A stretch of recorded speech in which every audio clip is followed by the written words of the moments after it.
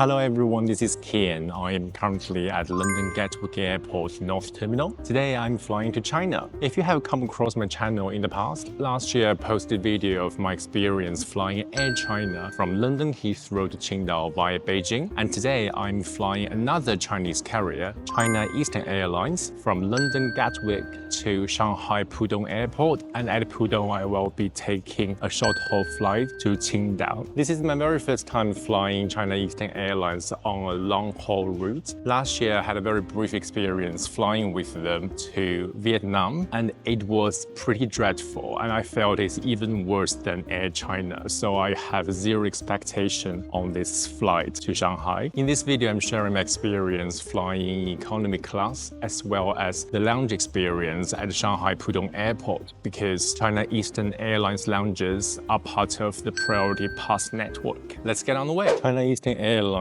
check-in is in Zone A in Gatwick North Terminal.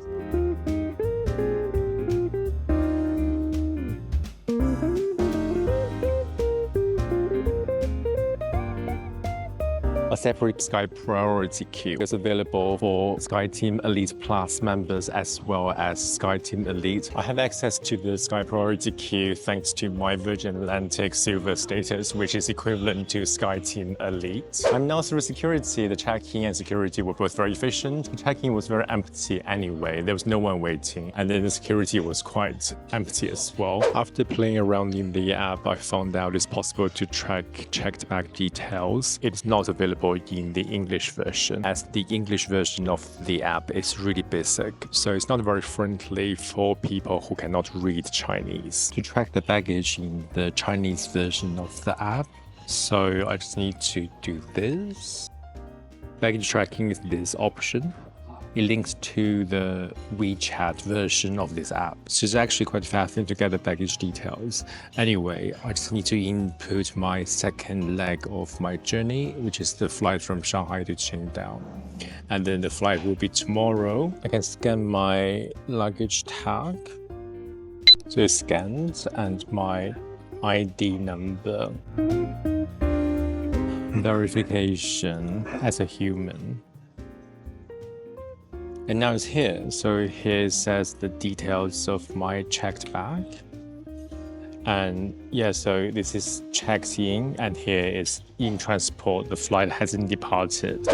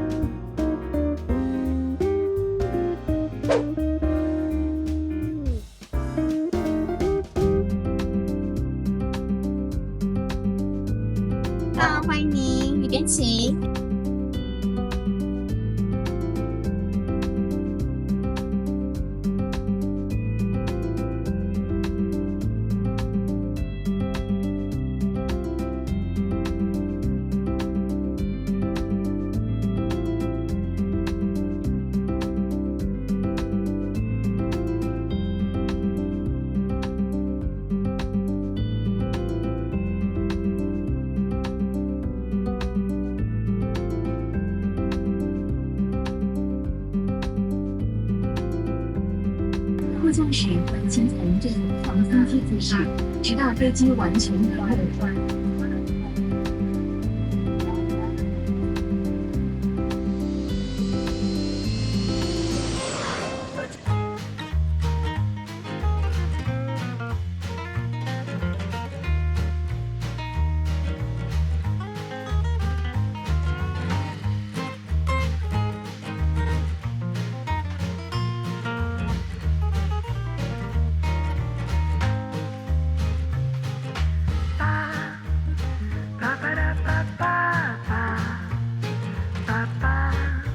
I find the meal very weird. It's like kind of a brunch because there's a yogurt and also a main dish. Also, there's a butter, but there's no bread on the side. So I don't know where to spread my butter. The beer features a very old-fashioned ring pool.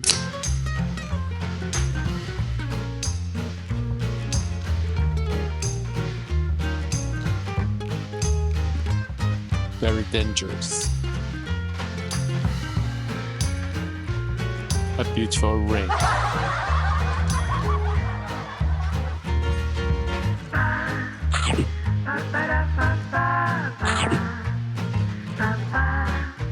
After I finished my meal, a bread roll is served to all the passengers, but I'm going to have it anyway because apparently there's no snack on board between the meals, so I may as well have some more food. The meal is actually better than expected.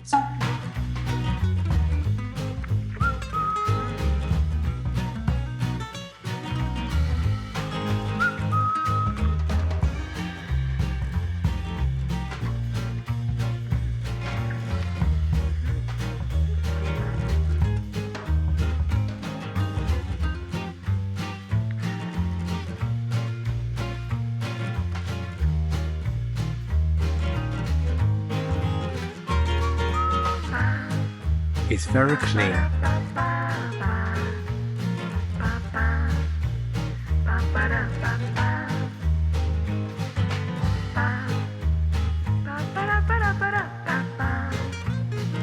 I just went to the galley to get some water, and there's actually some sandwiches available. So I got a sandwich as I'm a bit hungry.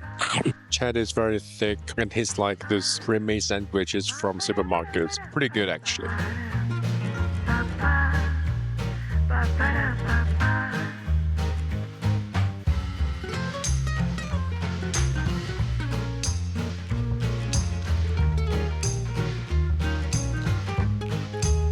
Wi-Fi is available on this aircraft. Each passenger can access the Wi-Fi for free for 10 minutes by entering the seat number as well as the last 4 digits of the ID number. Here are all the Wi-Fi packages. To purchase the Wi-Fi for the full flight pass, it costs around 150 Chinese currency, which is around like 16-17 pounds. And for a high-speed version, it's 250 yen.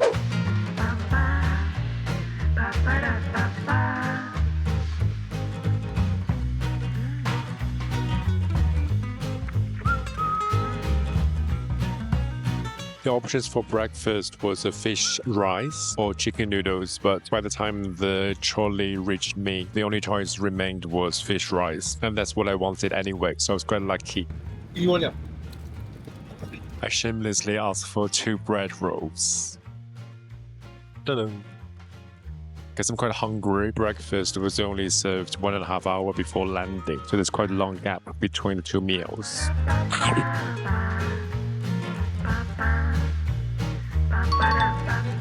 I find the meal is quite tasty again. Also, the presentation is quite nice in comparison to Air China took last year. And for example, the fish is quite big actually, not just like a tiny piece like a decoration. So it's quite substantial for the amount of protein. On most other airlines flying to East Asia, the second meal is always like a breakfast, like omelette. But on China Eastern, somehow they serve like a dinner type of second meal. And I do prefer this in comparison to omelette. The connection area is such a mess.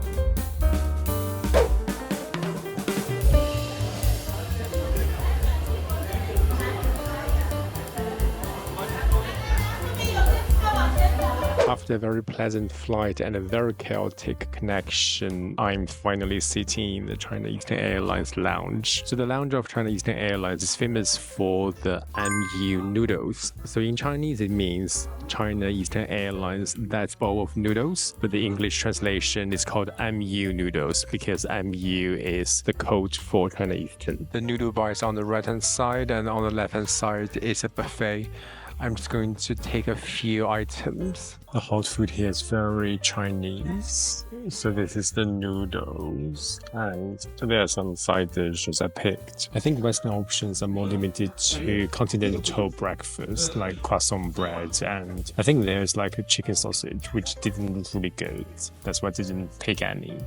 So I guess Chinese food is the better bet in China Eastern's lounge. I just want to get more food, so here's a plate of mala, a yogurt, and bowl of Chinese style wonton. This is very different to the Canton style. It's more like a mainland style with some seaweed, some egg strips, and coriander. There's also one more very important information for connection at Shanghai Pudong Airport for all of the itinerary on one ticket. No matter whether it's from international to domestic or international to international, the checked bag will be checked through. No recheck is required, which is very handy considering how chaotic the transfer area was. So I had to take a shuttle from the satellite terminal to the main terminal to complete the passport control and security, etc. And then I took basically the same shuttle train to the satellite terminal again. I just moved to a different area of the lounge. Earlier I was in the dining area, and now I'm just in like a lounging area sitting in front of the window with chargers. But the scenery outside is pretty miserable.